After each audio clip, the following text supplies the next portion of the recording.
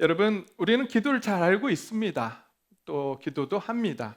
그런데 기도를 오래 했는데도 여전히 내 마음이 불안하고 또 내 삶이 바뀌지 않는 것처럼 느껴질 때가 있습니다. 여러분, 왜 그럴까요? 기도했는데도 기도 응답이 잘 되지 않은 듯 싶고, 또 기도했는데도 내 삶이 온전히 세워지지 않는 것 같은, 굳건해지지 않는, 믿음이 성장하지 않는 것 같은 이유가 무엇일까요? 어, 너무 바빠서 기도합니다라고 하는 이 저자는 이 챕터에서 뭐라고 이야기하냐면, 우리가 예수님처럼 기도하지 못하기 때문이다라고 말을 합니다. 예수님처럼 기도할 때에 우리는 하나님께 응답받을 수 있는 그러한 기도를 할 수 있고, 또 우리의 믿음이 성장할 수 있다라고 말씀을 해 줍니다. 여러분, 예수님의 제자들은 예수님께 이렇게 요청했습니다. 주여, 우리에게 기도를 가르쳐 주십시오라고 요청했습니다. 여러분, 제자들이 기도할 줄 몰라서 기도를 가르쳐 달라고 이야기했을까요? 제자들은 기도할 줄 알았습니다. 그런데도 불구하고 제자들은 예수님께 기도를 가르쳐 주십시오라고 요청을 합니다. 왜 그랬을까 생각을 해보면, 예수님과 함께 제자들이 다닐 때 예수님께서 기도하시면 어떤 일들이 일어났을까요? 어떤 일들이 일어났을까요? 놀라운 기적들이 일어나고, 예수님이 기도할 때마다 하나님이 응답해 주시는 것들을 보았거든요. 옆에서 그것들을 보니까 여러분, 어떤 마음이 들겠어요? 나도 예수님처럼 기도하고 또 예수님처럼 기도할 때 하나님께서 응답하시는 그런 놀라운 역사를 경험하고 싶단 말이에요. 그러니까 제자들이 예수님께 그렇게 이야기합니다. 예수님, 기도를 가르쳐 주십시오. 오늘 우리도 어쩌면 예수님의 기도를 배워야 합니다. 왜냐하면 예수님은 우리의 삶의 모범이 되시고, 또 예수님은 우리의 삶의 모델이 되시는 분이시기 때문에 우리는 예수님의 기도에서 예수님의 그 모습을, 또 예수님의 기도를 우리는 배우고 그대로 하려고 노력해야 합니다. 예수님은 제자들에게 기도를 가르치실 때 어떤 유창한 문구를 가르치지 않으셨습니다. 오히려 예수님은 기도하는 태도, 기도하는 방향, 그리고 구절을 가르쳐 주십니다. 그래서 지난주에 혹시 기억나십니까? 제가 예수님의 기도하면서 네 가지를 말씀을 드렸었는데요. 네 가지는 뭐였냐면, 규칙적으로 기도하라, 두 번째는 은밀하게 기도하라, 세 번째는 진실하게 기도하라, 네 번째는 구체적으로 기도하라라는 이러한 네 가지를 말씀을 드렸습니다. 그렇다면 예수님은 어떻게 이 네 가지를 그 삶 속에서 또 기도로 녹여내셨는지 한번 살펴보도록 하겠습니다.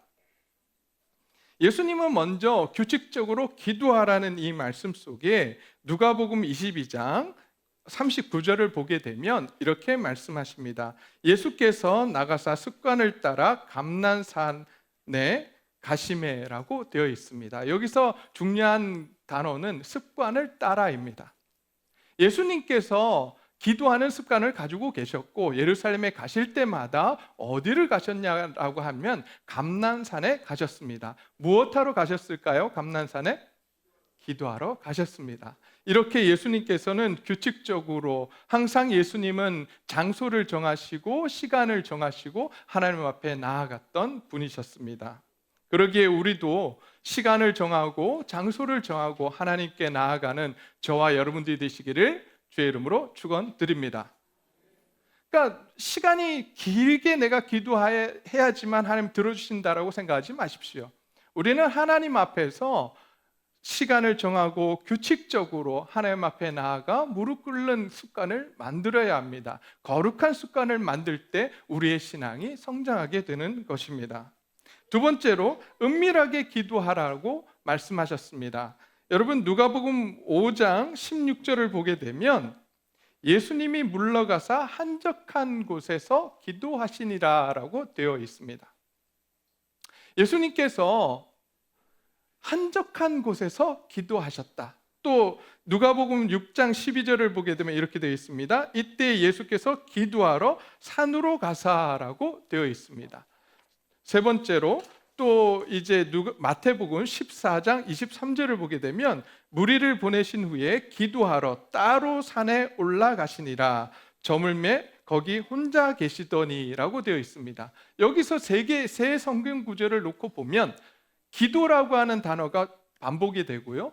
또 그 다음에 나오는 그 표현이 뭐냐면 기도하기 위해 어디론가 가셨다라고 하는 표현들이 되어 있습니다. 산으로 가셨거나 한적한 곳으로 가셨거나 산으로 가셨다라는 표현을 우리는 볼 수 있습니다. 다시 이야기하면 예수님께서는 하나님과 독대하시기 위해서, 기도하기 위해서 특별한 장소를 정하셨고 그 장소에 가셔서 예수님은 하나님과 이렇게 마주 대하는 그러한 시간들을 가지셨다라고 하는 것입니다. 그러기에 우리도 예수님처럼 기도하기 위해서 우리는 나만의 기도의 장소를 정해야 합니다. 여러분, 기도의 장소가 있으십니까? 어디서 기도하십니까? 저는 새벽 기도회 때 보면 가끔 그런 생각을 했습니다. 아니, 자리 놓고 싸우세요. 여긴 내 자리야. 기도할 때마다 저게 왜 중요할까? 근데 오늘 이제 이 자리에서 내가 하나님 앞에서 소원을 했었겠죠. 우리 성도님들께서 내가 이 자리를 새벽 예배, 새벽 기도회를 지키기 위해서 내가 하나님 이 자리에서 계속해서 주님을 만나는 자리로 놓고 계속해서 기도하겠습니다. 하나님 앞에 나와서 새벽마다 기도하겠습니다라고 약속했기에 그 자리가 너무나도 소중하고 그 자리에 누가 앉으면 불편할 수 있겠다는 생각을 사실 말씀을 준비하면서 하게 되었습니다. 저와 여러분들이 이렇게 내가 하나님 앞에 나아가서 기도하는 장소가 반드시 있었으면 좋겠습니다. 그것이 교회가 아니더라도 내 침대도 괜찮아요. 침대 앞에서 무릎을 꿇고 하나님 앞에서 기도할 수 있고 자신의 서재도 괜찮고요. 어디가 됐든지 자신만의 장소를 정하고 자신만의 시간을 정해서 하나님 앞에 나아가는 저와 여러분들이 되시기를 주의 이름으로 축원드립니다. 또 세 번째는 뭐라고 말씀하셨냐면 진실되게 기도하라고 말씀하셨습니다. 예수님의 기도는 진실되었습니다. 여러분 어떻게 진실했을까요? 마태복음 26장 39절을 가게 되면 이렇게 말씀하셨습니다. 내 아버지여 만일 할만하시거든 이 잔을 내게서 지나가게 하옵소서. 그러나 나의 원대로 마옵시고 아버지의 원대로 하옵소서라고 기도하셨습니다. 십자가의 사건을 이제 마주대하신 예수님께서는 그 두려움과 그 무거움을 아셨기에 하나님 앞에 나아가 그 예수님의 솔직한 마음, 솔직한 감정을 그대로 아뢰입니다. 하나님, 할만하시거든 그냥 이 잔을 내게서 지나가게 하시면 안 되겠습니까? 라고 그렇게 말씀하십니다. 그러나 예수님은 그 다음 말씀을 하시죠. 그러나 나의 원대로 마옵시고 아버지 원대로 되기를 원하나이다 라고 예수님께서는 하나님 앞에 기도하시는 모습을 볼 수 있습니다. 이렇게 예수님께서는 진실되게 자신의 마음과 자신의 감정을 진실되게 하나님 앞에 가지고 나아가서 아뢰셨어요. 저와 여러분들도 하나님 앞에 나아갈 때에 많은 미사여구나 그런 어떤 보이기 위한 문구나 이런 것을 가지고 나아갈 것이 아니라 예수님처럼 내가 닥친 상황들, 내 앞에 펼쳐진 상황들을 놓고 내가 지금 느끼고 있는 감정들을 그대로 하나님 앞에 가지고 나아가서 아뢰는 저와 여러분들이 되시기를 간절히 소원합니다. 이제 마지막으로 예수님께서는 구체적으로 기도하라고 말씀하셨어요. 주기도문을 보게 되면 예수님께서 구체적인 기도 제목을 주십니다. 첫 번째, 하나님 나라와 뜻을 위해서. 두 번째, 오늘 양식과 양식의 문제를 위해서. 또 세 번째는 죄의 용서를 위해서. 네 번째로는 시험에서 승리할 수 있도록 구체적인 기도 제목을 주셨습니다. 이 기도 제목에 대해, 이 주기도문의 구조에 대해서는 구체적으로 살펴보는 것은 다음 주에 하도록 하겠습니다. 이제 우리가 기도할 때 예수님께서 우리에게 가르쳐 주신 이 구조를 따라서 또 우리에게 가르쳐주신 4가지 원칙을 따라서 기도하는 저와 여러분들이 되시기를 간절히 소원합니다. 근데 이것은 쉽게 만들어지지 않아요. 뭐든지 쉬운 것은 없습니다. 인생 가운데 여러분 쉬운 게 있을까요?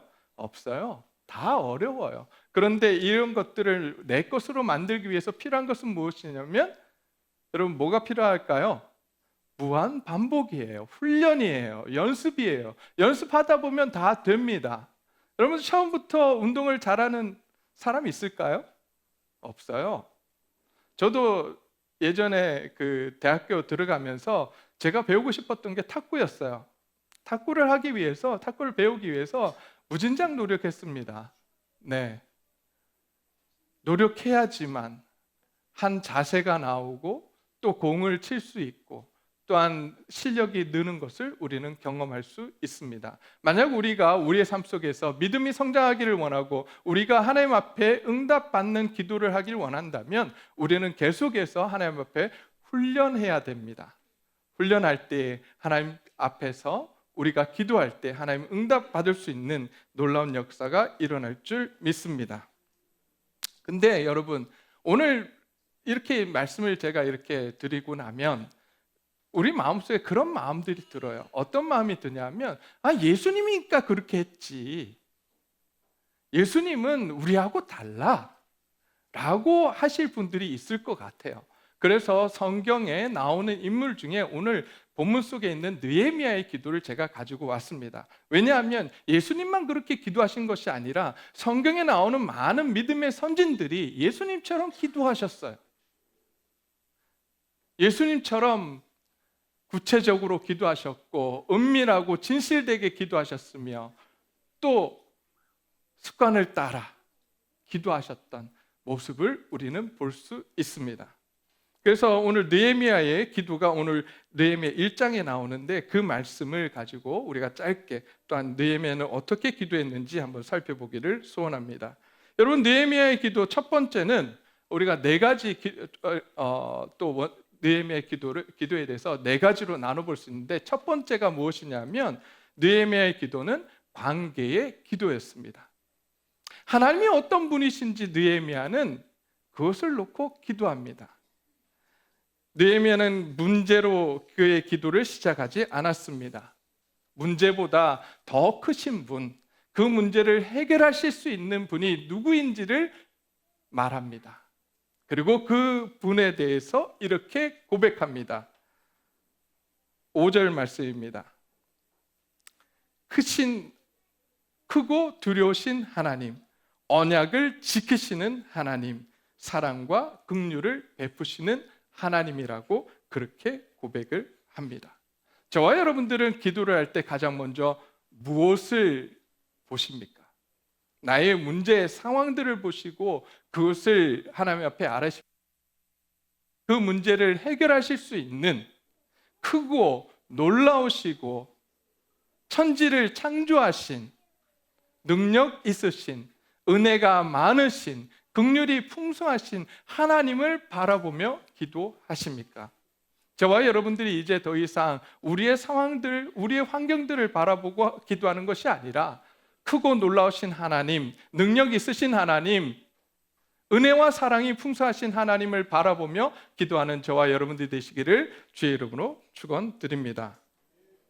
여러분 우리의 기도는요 이제 우리의 상황과 우리의 현실에 빼앗겼던 우리의 시각을, 우리의 시선을 하나님께로 돌려드리는 시간입니다. 기도는 우리의 시선을 바꾸는 일이에요.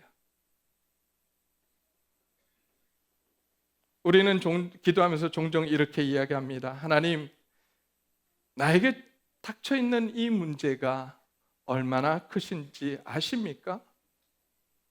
하나님, 내가 지금 가지고 있는 이 문제들이 너무나도 크고 너무나도 어렵습니다 라고 고백을 합니다. 그러나 성경적인 기도는 이렇게 시작합니다. 하나님, 주님이 얼마나 크신 분이신지 내가 다시 고백합니다. 문제를 넘어서 계시는 분, 문제보다 더 위대하시고 크신 분을 내가 바라보겠습니다라고 고백하는 것이 성경에 나오는 많은 믿음의 선진들이 했던 고백입니다. 저와 여러분들이 이 고백을 기도에 가장 먼저 올려드리기를 소원합니다. 우리가 세상에 빼앗겼던 시각들, 시선들을 하나님께로 돌려드리는 저와 여러분들이 되시기를 간절히 소원합니다. 여러분, 이 시선에 대한 문제를 놓으면 우리가 기억나는 한 사람이 있습니다. 혹시 누군지 아시겠습니까? 사도 베드로예요. 어느 날 베드로와 제자들이 배를 타고 가는데 거기 풍랑이 일었습니다. 그때 예수님께서 물 위를 걸어오십니다. 제자들은 귀신이라고 놀랐어요. 그때 예수님께서 당신이라고 제자들에게 이야기하십니다. 그러자 베드로가 뭐라고 이야기하냐면, 예수님, 그렇다면 나도 주님처럼 바다 위를 걷게 해주십시오라고 요청을 합니다. 그때 예수님께서 뭐라고 말씀하셨을까요? 오라. 그때 베드로가 주님만 바라보고 배에서 내렸습니다. 그 다음은 어떻게 됐을까요? 자, 1번 물에 빠졌다. 2번 걸었다. 네, 걸었다 봐야 되나요? 네, 걸었어요. 물 위를 걷습니다. 언제요? 주님 바라보고 걸을 때에, 순종할 때에 놀라운 역사들을 이룹니다. 그러나 그 다음에 놀라운 사건이 이어집니다. 베드로가 그 시선을 주님께로 고정시켰던 그 시선이 빼앗깁니다. 어디에요? 바람과 파도에 빼앗겨요. 그랬더니 어떤 일이 일어났을까요? 바다에 빠져들어요. 그때 다시 베드로가 주님을 향해서 시선을 고정시키고 주님을 향해서 이렇게 말합니다. 주여, 나를 구원하소서. 그랬더니 예수님께서 베드로의 손을 오셔서 붙잡아 주시고 세워 주십니다.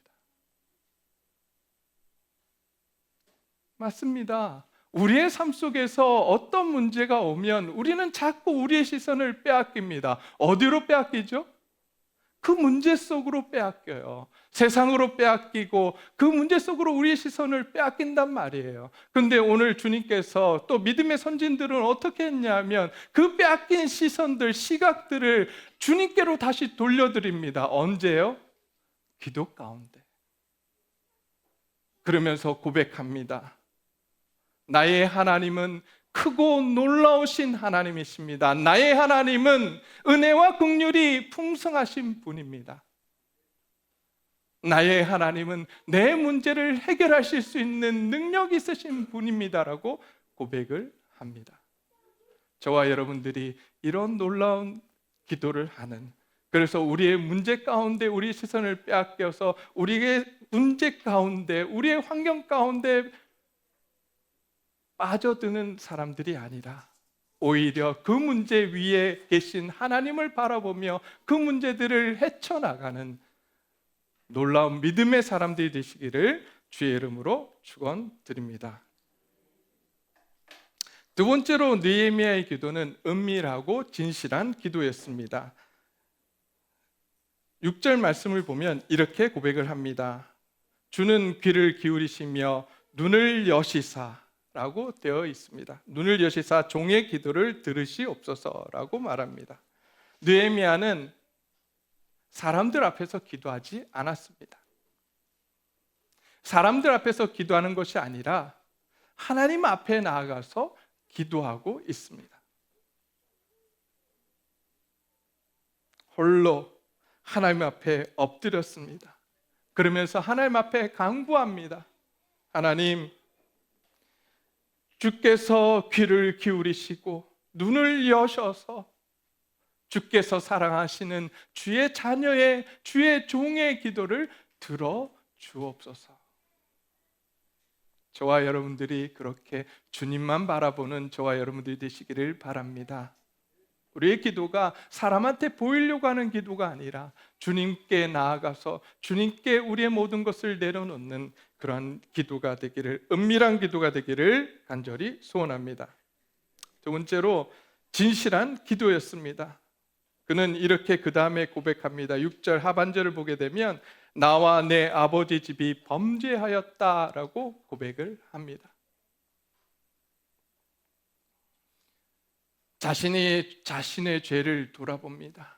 자신을 돌아보면서 자신이 무슨 죄를 지었는지 고백합니다. 윤리적으로 아무 죄를 짓지 않았다라고 생각할 수 있죠. 남들보다 평범하게 살았고 모범적으로 살았기 때문에 나에게는 죄가 없노라고, 저 이웃들이 죄를 지었노라고, 그래서 이렇게 고통 가운데 있노라고 고백할 수 있었지만 그는 그러지 않았습니다. 오히려 자신의 삶을 돌아봅니다. 자신의 삶을 돌아보면서 자신이 하나님 앞에서 무엇을 잘못했는지를 찾습니다. 그리고 고백합니다. 하나님, 나와 나의 집이, 내 아버지의 집이 죄를 범하였나이다라고 그렇게 고백을 합니다. 여러분, 무슨 죄를 지었을까요? 7절 말씀을 보게 되면 이렇게 되어 있습니다. 주께서 주의 종 모세에게 명령하신 계명과 율례를 지키지 아니하였나이다라고 고백을 합니다. 다른 것이 아니었어요. 하나님 말씀대로 내가 살아가지 못했습니다. 하나님, 주께서 이렇게 살라고 하셨는데 내가 말씀대로 살지 못했습니다라고 고백합니다. 윤리적으로 잘 살았는지 모르겠습니다. 도덕적으로 잘 살았는지 모르겠습니다. 그러나 그는 하나님 앞에 서 있던 사람이기에, 하나님의 말씀 앞에 선 사람이었기에, 하나님 말씀대로 순종하지 못한 것에 대해서 그는 간절히 하나님 앞에 회개하고 나아갑니다. 이것이 예수님께서 우리에게 말씀하신 은밀한 중에 진실하게 기도하라는 정신입니다. 꾸며낸 말이 아니라, 반복되는 종교적인 문장이 아니라 진실한 고백, 찢어진 마음, 회개하는 심령을 하나님께서는 기뻐하시는 것입니다. 세 번째로 느헤미야의 기도는 말씀에 근거한 기도였습니다. 느헤미야는 8절과 9절 말씀을 보게 되면 말씀을 붙들고 기도합니다. 주께서 주의 종 모세에게 명령하여 이르시되라고 되어 있습니다. 주께서 말씀하신 그 말씀을 붙들고 기도해요. 뿐만 아닙니다. 이제 그는 그 뜻이 이루어지기를 원한다라고 하나님 앞에서 기도합니다. 기도는 하나님의 뜻을 바꾸기 위해서 하는 것이 아닙니다. 기도는 오히려 하나님의 뜻이 내 뜻이 되기 위해서 하는 것이 기도입니다.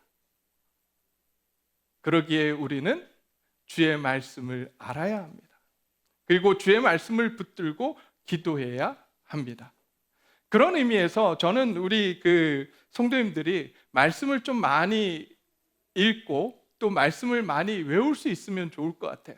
제가 어느 날 새벽 기도 때 이 기도가 아주 이 기도만이 정말 좋은 기도다 이런 말씀을 드리는 건 아니에요.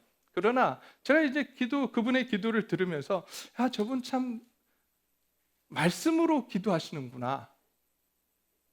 저렇게 기도하는 방법이 있었지라고 생각했던 적이 있어요. 그게 뭐냐면 말씀을 한 구절 외워요. 그리고 그 말씀을 조근조근 따져가면서 하나님 앞에 기도하기 시작합니다. 하나님, 구하라고 하지 않으셨습니까? 찾으라고 하지 않으셨습니까? 두드리라고 하지 않으셨습니까? 제가 하나님 앞에 나아가 찾고 구하고 두드리겠습니다. 하나님, 약속하신 그 말씀대로 문을 열어 주십시오. 나를 푸른 풀밭 초장에 누이게 해주신다고 하셨는데, 하나님, 나의 상황을 보니 내가 지금 처한 상황이 푸른 풀밭이 아니네요. 하나님, 주의 약속하신 그 약속의 말씀대로 나를 푸른 풀밭에 누이게 해 주십시오. 말씀을 계속해서 기도하면서 계속해서 말씀을 하나 끄집어내고 그 말씀을 놓고 계속해서 기도합니다. 오늘 느헤미야가 기도했던 방법이에요. 말씀을 놓고 그 말씀을 묵상하며 그 말씀대로 하나님 앞에 나아가서 기도하는 거예요. 근데 여러분, 그렇게 기도하려고 하면 우리 마음 가운데 뭐가 있어야 되죠? 외우고 있는 말씀이 있어야 돼요. 내가 기도할 때 그 말씀들이 떠올라야 돼요. 그러려면 어떻게 해야 될까요? 말씀을 뭐 해야 될까요? 네, 암송해야 되겠죠. 그래서 저와 여러분들이 말씀 암송하는 일에 좀 힘을 쓸 수 있었으면 좋겠습니다. 특별히 우리 어렸을 때 암송을 많이 하면 너무 좋아요. 어렸을 때 암송한 건 잘 잊어버리지 않습니다. 네. 시편 100편도 제가 유치부 때 외웠던 건데 지금 외우려고 하면 한 번만 보면 다시 기억이 나더라고요. 그래서 유치부하고 초등부에서는 우리 학생들에게 많은 말씀을 외울 수 있도록 도와주시면 좋을 것 같고, 우리 중고등부 학생들도 마찬가지예요. 유치부, 초등부 때 배우지 않았고 내가 외우지 않았기 때문에 지금 안 해도 된다. 아니요, 지금이라도 해야 됩니다. 청년부도 마찬가지고 우리 어르신들도 마찬가지예요. 그렇게 말씀으로, 예수님께서도 말씀으로 기도하셨거든요. 사단이 시험을 했을 때도 말씀으로 이기셨어요. 그렇다면 우리가 이 말씀을 우리 마음 가운데 새기는 것이 너무나도 중요합니다. 시편 기자는 이렇게 이야기합니다. 주의 말씀은 내 발의 등이요 내 길의 빛이니이다. 믿으십니까? 그렇다면 우리가 말씀을 우리 마음 가운데 새겨야죠. 우리가 말씀을 묵상해야죠. 주님 앞에 그 말씀 붙들고 기도해야죠. 저와 여러분들이 그렇게 말씀 가지고 기도하는 저와 여러분들이 되시기를 간절히 소원합니다. 말씀 없는 기도는 흔들리지만 말씀 위에 선 기도는 시대를 움직입니다. 여러분들 이걸 기억하시고 말씀 붙들고 기도하는 우리 성도님들이 되시기를 주의 이름으로 축원드립니다. 마지막으로 느헤미야는 구체적으로 기도했습니다. 막연하게 도와주십시오라고 기도하지 않았습니다. 11절 말씀을 보게 되면 마지막에 이렇게 기도를 합니다. 오늘 종이 형통하여 이 사람들 앞에서 은혜를 입게 하옵소서. 언제요? 언제? 오늘. 무엇을 누구 앞에서 은혜를 입게 해달라고 하죠? 네, 한번 아까 말씀 없나요? 한번 띄워주세요. 말씀 11절 말씀. 네, 오늘 종이 형통하여. 자, 오늘이 언제요? 오늘. 누구 앞에서요? 이 사람들 앞에서 무엇을 해달라고요? 은혜를 입게 하옵소서라고 말합니다. 이 문제를 해결하기 위해서 느헤미야 자신이 어디 서야 하는지 알았습니다. 왕 앞에 서야 됨을 알았어요. 그러기에 하나님 앞에서 그것을 구하는 것입니다. 이제 하나님, 내가 왕 앞에 서야 되니 은혜를 주십시오. 형통하게 해 주십시오라고 그렇게 구체적으로 간구합니다. 그때 하나님께서 응답하십니다. 그 뒤에 보니까 뭐라고 되어 있어요? 그때 내가 왕의 술관원이 되었느니라. 하나님께서 그렇게 구체적으로 기도할 때 하나님이 응답하셨다라고 말씀해 주고 있습니다. 저와 여러분들이 이렇게 구체적으로 하나님 앞에 나아가 기도하는 저와 여러분들이 되시기를 주의 이름으로 축원드립니다. 그런데 지난주에도 말씀을 드렸지만 여러분, 구체적으로 기도하라고 하니까 내가 결혼할 상대의 눈썹은 어떻고, 눈은 어떻고, 신장은 어떻고, 몸무게는 어떻고, 무엇을 색깔을 좋아하고, 이걸 간구하라는 게 아니에요. 이 모든 구체적으로 구한 것들이 무엇을 위한 거예요? 누구를 위한 거예요? 하나님을 위한 거예요? 나의 욕망을 위한 거잖아요. 그거는 구체적으로 기도해봐야 하나님 응답 안 하세요. 지금 여기서 구체적으로 기도하라고 하는 건 하나님의 뜻에 따라서 구체적으로 기도하라는 거예요. 느헤미야는 지금 무너져 있는 성벽을 보며 그의 민족을 보며 하나님께서 그의 민족을 세우시길 원하는데, 그럼 내가 어떻게 해야 되겠습니까? 하나님, 구체적으로 오늘 이 사람들 앞에서 은혜를 입게 하옵소서라고 하나님의 마음에 합한 기도를 합니다. 구체적으로 기도를 합니다. 그때 왕의 간원이 되었습니다. 그게 구체적인 거예요. 내 욕망과 욕심을 투영시켜서 구체적으로 기도하는 게 구체적인 기도가 아니란 말이에요. 저와 여러분들이 하나님이 원하시는 구체적인 기도를 해 나가는 하나님의 귀한 자녀들이 되시기를 간절히 소원합니다. 느헤미야는 짧게 기도하지 않았습니다. 성경을 보면 그는 여러 달 동안 기도했습니다. 그리고 기도한 후에 순종했고 행동했습니다. 무너진 성벽을 세우고 싶으십니까? 내 삶에 무너진 성벽들을 세우기 위해서 우리는 이제 하나님, 예수님처럼 기도해야 합니다. 하나님께서는 기도하는 한 사람을 통해 가정을 세우시고 또 교회를 세우시고 이 시대를 변화시킬 것입니다. 오늘 하나님은 우리에게 묻고 계십니다.